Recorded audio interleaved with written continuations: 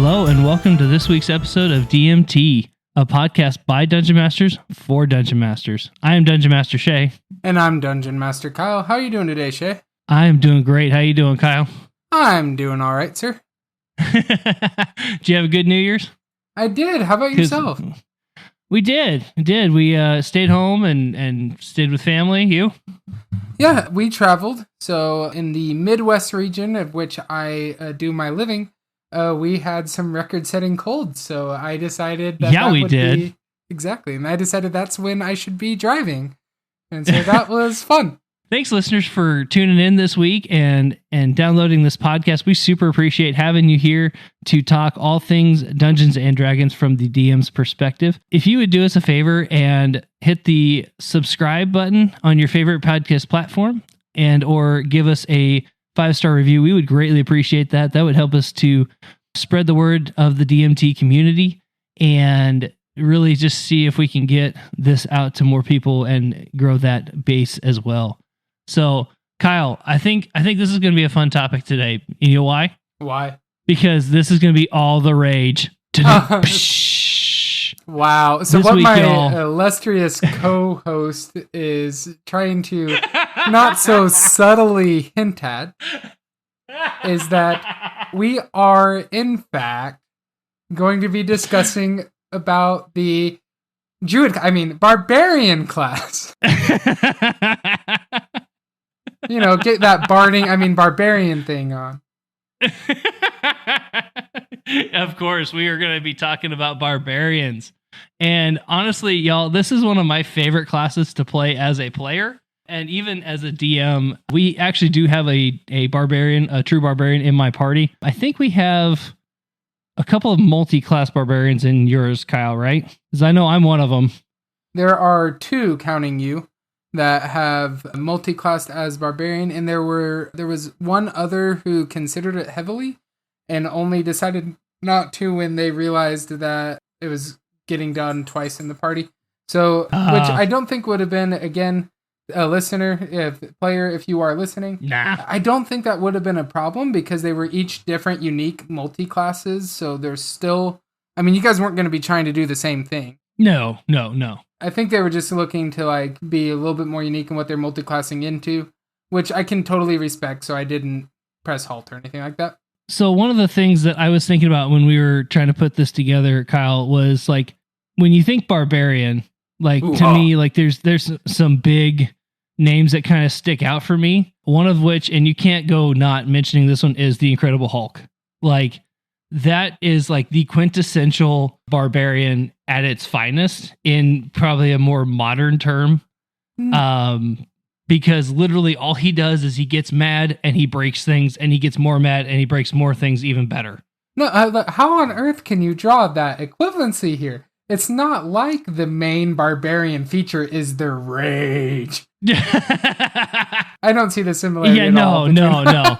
It's not nail on the head. I could just see a barbarian sitting there having a tea party with his pinky up in the teacup. But, Yeah, barbarians are all about self-control and refined attacks, whereas Hulk, no, none of that previous sentence was true.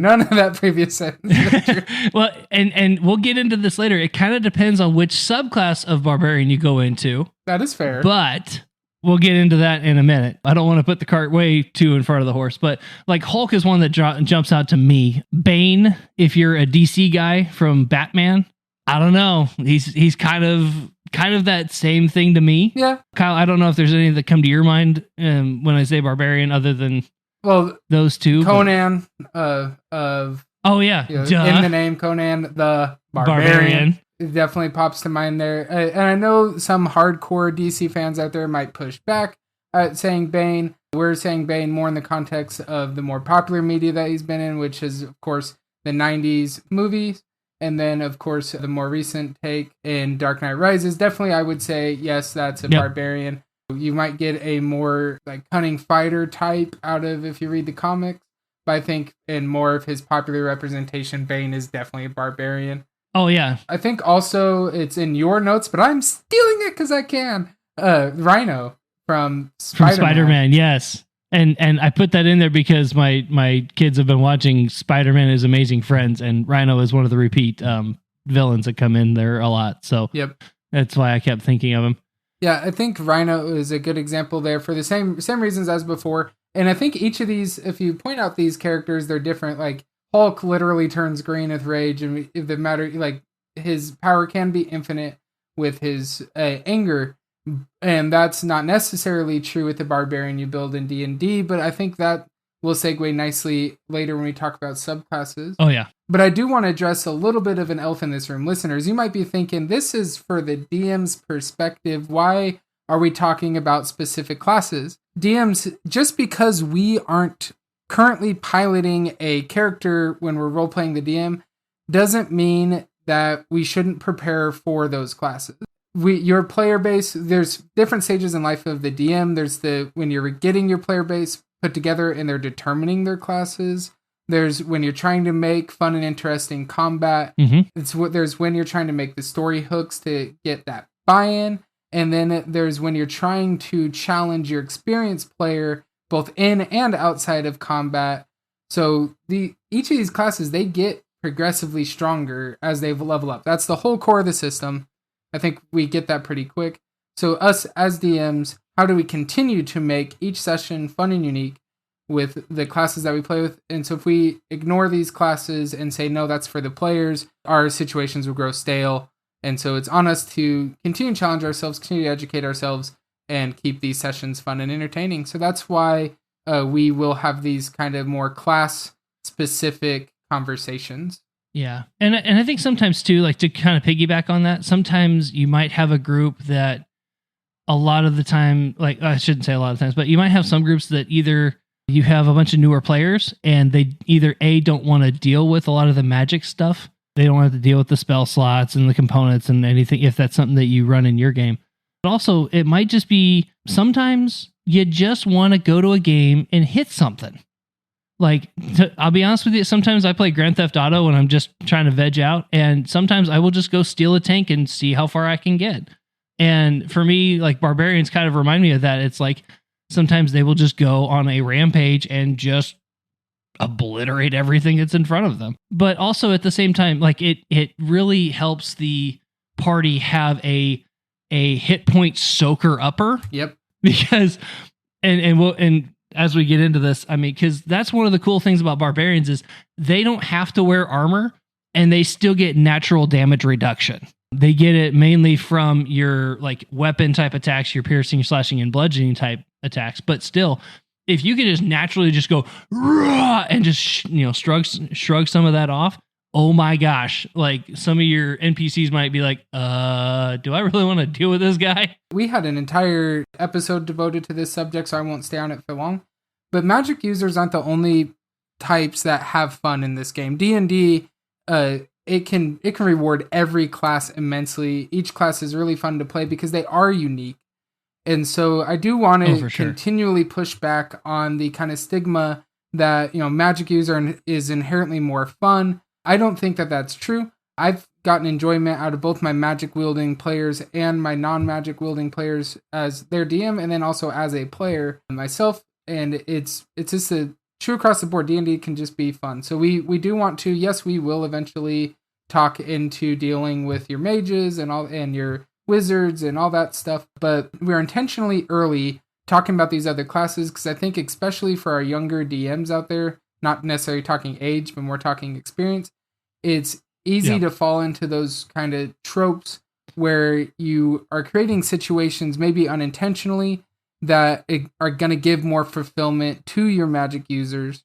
And so really wanting to highlight these opportunities to spread that fulfillment and also to get more fun and joy for you out of seeing that diversity in the choices that your players are making when they are choosing their characters, when they're rolling them out, when they are choosing subclasses.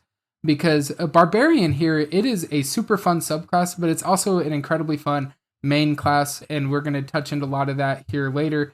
And then we're also going to arm you, DMs, so that, unlike me, when I'm the DM, you can actually hit your players and create a fun and interesting combat. I feel like there should be like a sad trombone song right there. It's gotten better. As I have done research for these, as we've had these talks, I've gotten a lot better. You're starting to average out a little bit. Yep. Yeah. Your dice are like, oh crap, they're talking about me. I probably better do something. Yeah, that, and I'm doing things like we're going to talk about later, like have AoE, make saving throws a thing. Yep. More than just dexterity saving throws. Because hey, if all your saving throws are dexterity based, then if all your players put their level up points into dexterity, pretty soon you don't get anybody. Yay.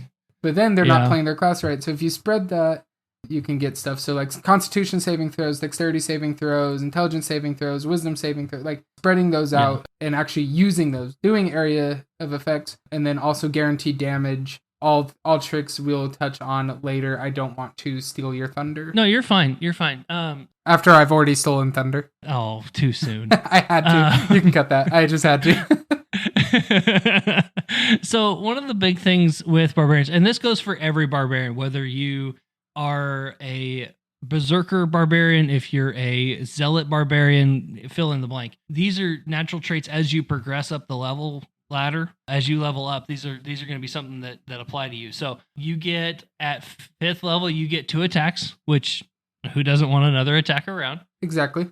One of the things, as I was reading through this again, I thought was really interesting. You get brutal critical at 9th level. So what that means, basically, when you get to roll additional weapon damage when determining the extra damage on a critical hit, and then that increases to 2 additional dice at 13th level, and then 3 dice once you hit 17th level. So, I mean, you could be rolling a crap ton of damage.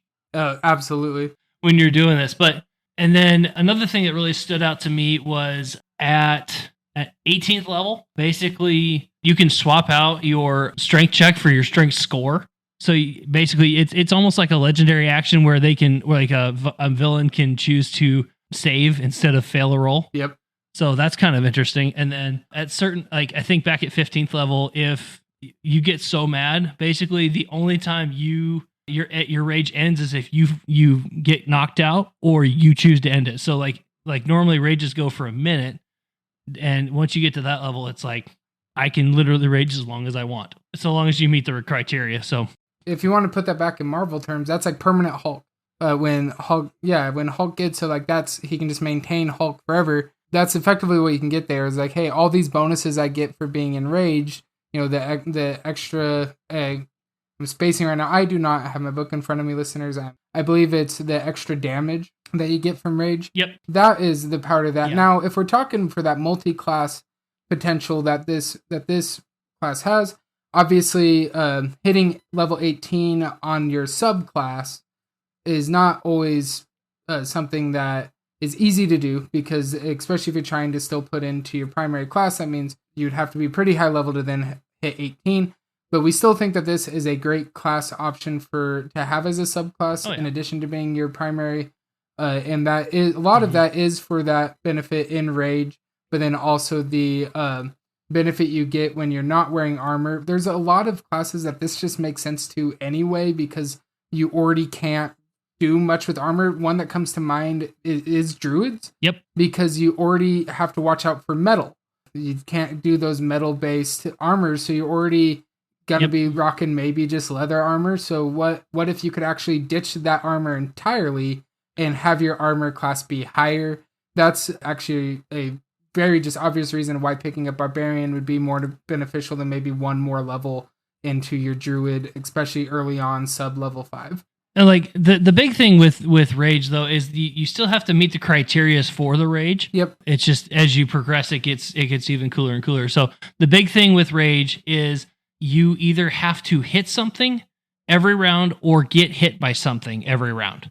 Once you turn it on, by the end of your next turn, you need to either have attacked or be attacked for it to stay going. Yep. You can't just say I rage and then just walk around for 10 minutes. Like you actually have to be in combat. Now, granted, as you get started, you only get like a couple of them to start with, and then as you level up, you get more and more per long rest. Yep. So that will help you.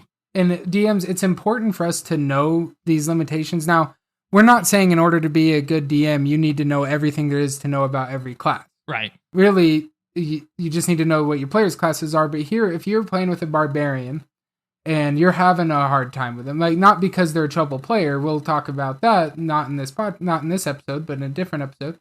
But because, they're good at combat, Yeah. and the Barbarian is effectively being able to solo your combats because you can't hit them, and they deal enough damage that they're taking it out. The rest of the party's throwing pop shots and stuff, but if there's no real stress to the combat because of the Barbarian. Yeah. Know the weaknesses of their abilities. Yeah. So if they go into rage and they need either land or hit or get hit to stay in rage, and your minions are ranged based minions, then in order for them to guarantee getting hit, typically they want to be up close to the minion. Your minion's already trying to get that distance to use their attack. Maybe lean into that. Now you got a game of cat and mouse, which is already more entertaining than stand and roll. True. And that type of dynamic, knowing those, it creates an interesting dynamic. Your Barbarian player now needs to be more clever about how am I going to guarantee I am still in rage come next round. And that adds something they're paying attention to. And now the other players' relevancy steps back up. Maybe they can help curtail this minion, get them back in front of the Barbarian because they don't want to be the ones taking damage.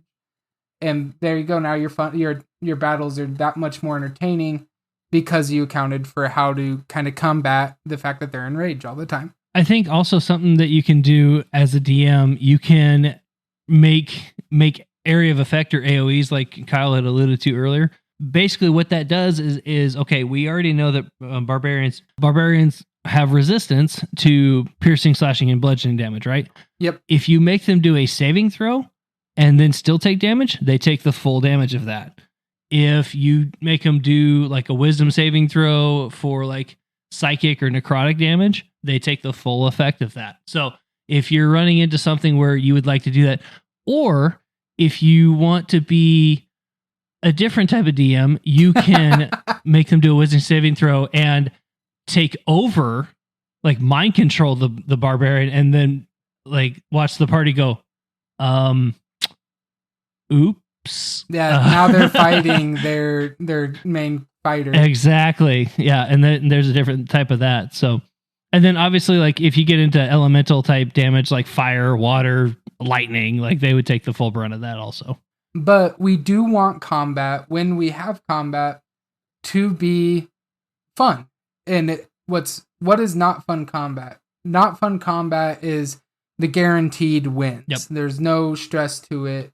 That's what we want to watch out for. Also, not fun combat is the stand and roll. When the terrain didn't matter, the map didn't matter, I hit again, or I tried to hit again. This is how many attacks I got. This is how much potential damage I can do. That's our job as DM, is to make these moments fun. And so throwing in this stuff, now I'm not promoting, I don't think Shay is either, mind controlling your level 1 Barbarian. That's just a recommendation. That one's for the more mature party. They're higher level now. We do not promote one-shotting your entry-level party here on this podcast with the Barbarian. Yeah, that's frowned upon in civil society. And many a table will frown upon that. You will not be invited back as DM. We'll just say that. More than likely, yeah, probably. There is a lot of fun, though, that can be had with this, because if you keep in mind, coming back to that rage, they need to take damage. If you have a evil wizard, the wizards can have the ability, depending on what school of magic they have, to have what's called spellscaping, or sculpting. I might be saying around spell sculpting. I think that's what's actually called. Yeah, spell sculpting. So they have spell sculpting, and what that can do is you do this big AoE damage to hit the party. The Barbarian would be hit. Yeah, that can keep him raged. Maybe your wizard's smart to this. You got to decide this, how intelligent your evildoer is. Maybe don't do this the first encounter, but if it's a second encounter, they're wiser now. Have them shape that spell so that the Barbarian wasn't hit. Now, the Barbarian has to deal that damage this round to keep it in rage, and thus starts your cat and mouse that we talked about earlier. I think even if you just make an attack, like you can still keep it up even if you miss. Like it still counts. I think that's true too. You just have to take a swing at them or shoot an arrow or whatever. But if their movement speed is only 25 feet, then and the villain shoots this fireball from 60 feet away, and they were in rage. So like this is all stuff that you can do as the DM. I'm not saying to try to make rage meaningless to the to the barbarian. Right. But this is more for when you're dealing with a higher level barbarian that when in rage is going to take out your monsters. There we go. I've been struggling to think of that word for a bit. Take out your monsters with 1 or 2 hits, and they get 2 hits, then... So this is more advice for how to combat that barbarian, especially as they continue level and become a better barbarian. Right. Should we talk about subclass? Yeah, I know this is the part you've been dying at. So how about this, Shay? I want you to tell me, what is your favorite subclass of barbarian and why? I've got a couple. Okay. So we'll just kind of go through them real quick, and then I'll answer your question and kind of circle back to that. So out of the PHB, so the 2 basic subclasses you get out of the PHB are called Berserker and Totem Warrior. Berserker is basically just like it sounds. You are a humanoid damage rocket about ready to go off on just about anything. So yeah, that would be just like that's your typical Hulk. That would be the subclass that Hulk would fall into. Absolutely. If you decide to go Totem Warrior, that's more like if you had this. Oh, it's kind of like Brother Bear. Yep. Where you have it's like a spirit animal. So like they give you 3 different spirit animals. You can pick between a wolf, a bear, or an eagle, and depending on which one you do, you'll get defensive or more offensive bonuses. Even some protection type stuff for your party members as well. So that kind of depends on what you go with there. You can literally become a war eagle. Kind of, yeah. And then there's a tiger that's still attached to that too. I don't know how Auburn does it. I really don't, because they have war eagles and tigers. I don't get it. Anyway, that's for your football fans out there. Yay, sports ball. Go team, go. Yeah, right. So that's, like I said, that's the base PHB. If that's the basic barbarian when it first came out. If you choose to get different supplement books, a couple of them that I have are Xanathar's Guide to Everything, and I also have Tasha's Cauldron of Everything, which my party was super gracious to give that to me when we got started with this group, because 2 of my players came from Tasha's. Actually, no, one of them came from Tasha's. But going back to Xanathar's, they have 3 different subclasses. You can do Ancestral Guardians, a Zealot, and a Storm Herald. So Ancestral Guardians, I actually have. That's what my barbarian is in the group in the game that I run, and that one is very cool because his tribe is very like ancestrally focused. It kind of reminds me of Native American type thing, like how they viewed spirits. Yeah, and it's kind of like Totem Warrior a little bit, but this is more like the actual like ancestors of their people, right? And so like you would have a lot of like hieroglyphics and paintings, and you would have like tattoos kind of thing. Like that was very, very important to them. Yep. And drawing that back to culture, like we try to do a lot, you can think of this a lot of like in Black Panther. Yeah.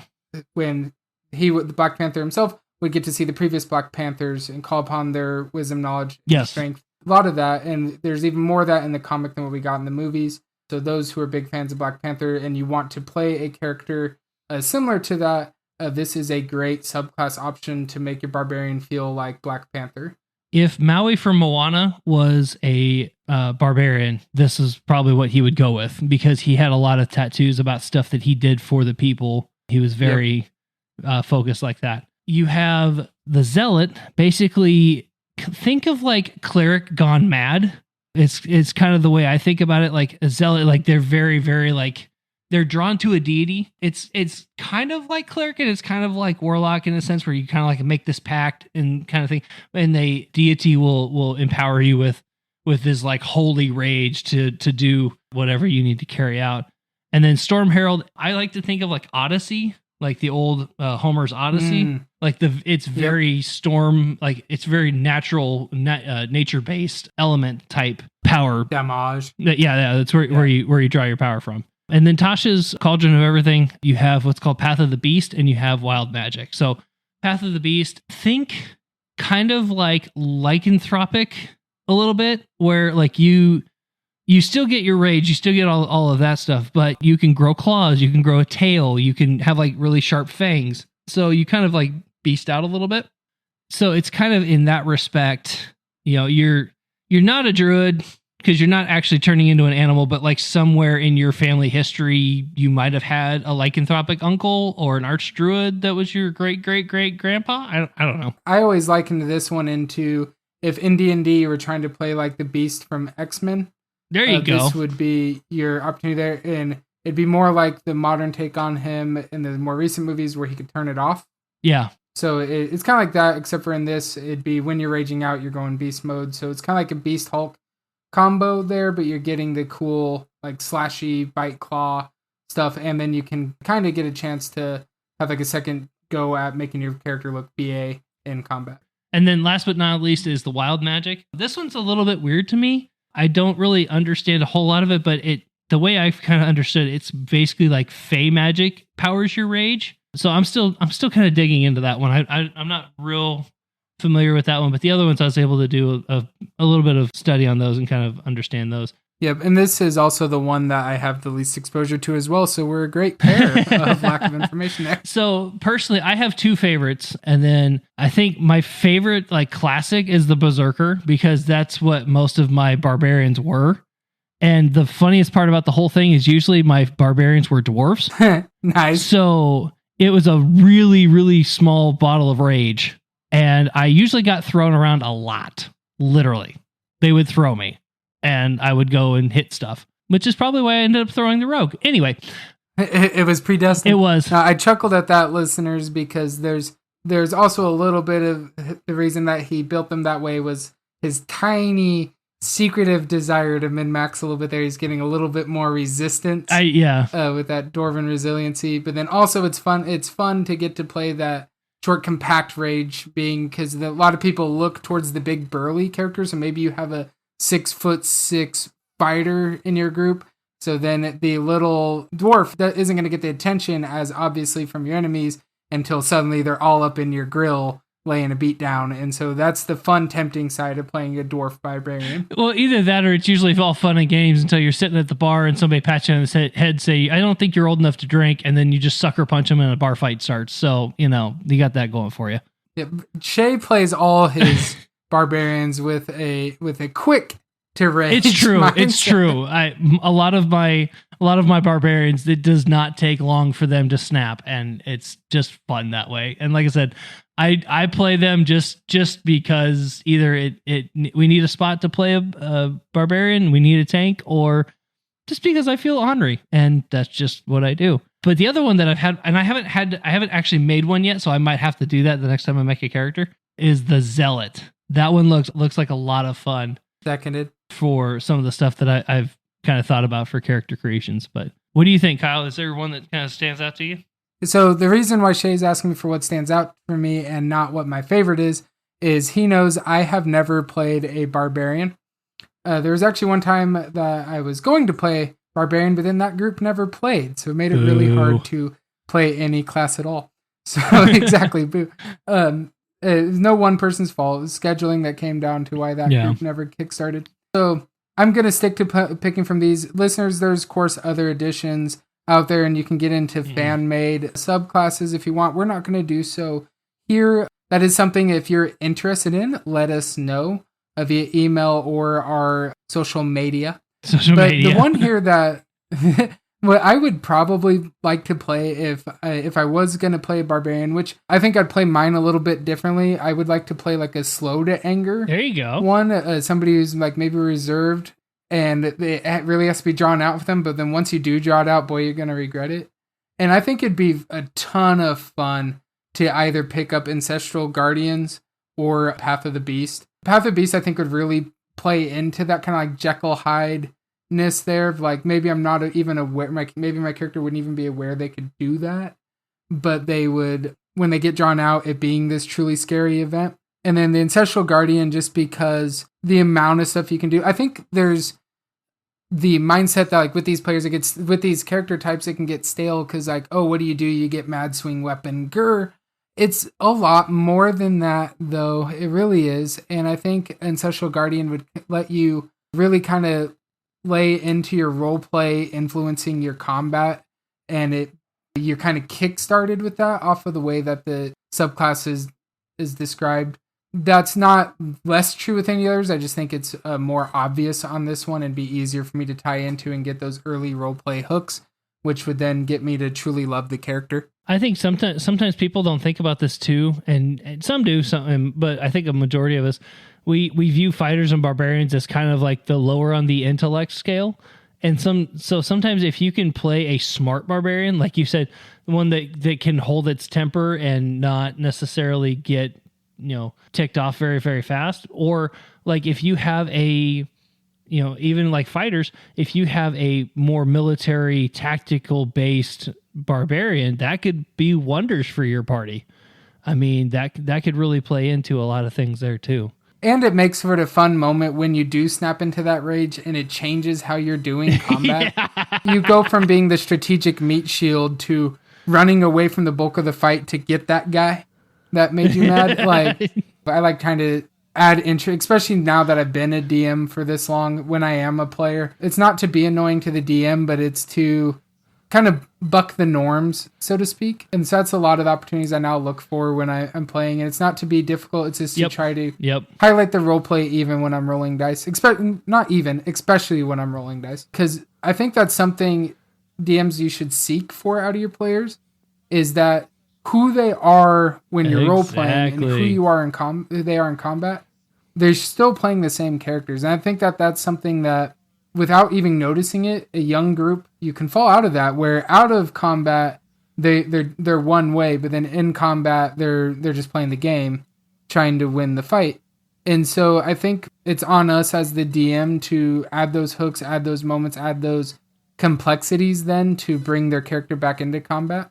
And honestly, it's easier to do that, Dungeon Masters, with fighters, with barbarians, with clerics, with druids, than it is with the players that are going to stand in the back row and shoot fireball. I'm not belittling magic users. Every class, I mean this when I say this, every class is fun. Every class has its moment to shine. It's on us to do it. But I think it's easy to pull out that characterness from the players, that their sword is going to be special to them. They're going to have a meaningful tattoo about the great deeds of their ancestors. Because that's all stuff that it's right there on the page for you to pull out and make meaningful in this combat or in this encounter. And pair the barbarian with the right weapon. Watch out. Yep. And DMs, this just serves as another reminder too, like, help your players out by rewarding the decisions that they make both in and out of combat, especially when they're playing their class/character correctly. I think it's really easy to not highlight the fact that, like, hey, this barbarian character, they're gonna have a high strength stat. Yep. Let that matter more than just in combat. It's so simple stuff that can make a player feel rewarded with their character choice. For the barbarian, what are they going to be to your group? They're going to be that meat shield a lot of the times. They're going to be a high damage output, especially in lower classes. And they're going to have one of the higher strength stats in your group. So let there be stuff that, needs to be lifted, needs to be pushed out of the way, damage that needs to be taken, consequences when they don't do those. Or when they do. Yeah, they did it too well. Took all the damage. Now you're down. You dang if you do, and you dang if you don't. Yeah. So we'll just have to see what happens. Yeah, make it a challenge, but make it rewarding. And then players, anyone who's listening to this as a player, I do think this is still useful to players as well. Barbarians are a ton of fun. Oh, absolutely. And I am going to play a barbarian in the not too distant future. I don't know who's going to be the DM for it, but it's going to happen. And a lot of it's been because this served as a reminder to me of how much fun this class can be. Like I said, I enjoy barbarians. If I'm just looking for something to just go put some damage on something, every now and again I'll make a smart one just to throw people off. But yeah, barbarians just in general, the fact that you get to walk around without armor and basically just be this total awesome person that you can just take a hit and not need any protection. Well, like not need traditional armor and things like that, but just all the other. But then you start adding all the other abilities like frenzied rage as a berserker, or you start adding merging with your wolf spirit animal. How is that not amazing? Or like you call upon like the tide that you're like, if you're fighting on a beach, you're calling on the tide and all of a sudden kaboosh. Yep. It wipes out everybody with tidal wave or something like that. But we highlighted druids as a good primary class that benefits from having a barbarian subclass. They are not the only ones. Oh no. You have monks benefit from a lot. Fighters can still get that benefit. Oh yeah. Even though they're going to want to wear armor, that rage can still be heavily useful. Yeah, you just wouldn't be able to use unarmored defense, but other than that, you could. Honestly, Kyle, and we can debate this later, I would contest that a fighter with a multi-class barbarian, even if it's just to level 3, if you took that fighter all the way to level 20, oh my goodness. Oh man. The damage that they're going to do when enraged. Oh my goodness. That it's like nuts. Fighters, okay, so like fighters get like 5 or 6 ability score feats as it is, and then you add on to that rage damage, you add on the damage reduction, the potentiality of not even using armor. Oh my goodness. That, if you want to talk about a brick house right there, that's a walking brick house. And then also for fun, you can always do the kind of like fun and goofy deals with subclasses too. Like doing a wizard subclass barbarian. I mean, that would just be entertaining as all get out. So I have done the bard barbarian and it was fun. It was fun. Yeah, just let me spike my fiddle here because I am enraged. Oh, no. Somebody told him that his music stunk, and the next thing he knew, the bar was on fire, and he couldn't tell if there was any survivors. So... And also, DMs, keep in mind, thing that I have done personally is sometimes it's fun to roll a villain. Yep. And using classes that your party didn't pick from, so maybe the barbarian isn't picked, you can make a villain barbarian, do one of these subclasses, have a fun and interesting villain that can carry them through a few arcs or even the entirety of your campaign. Yep. And just remember, as the party gets stronger, so do they.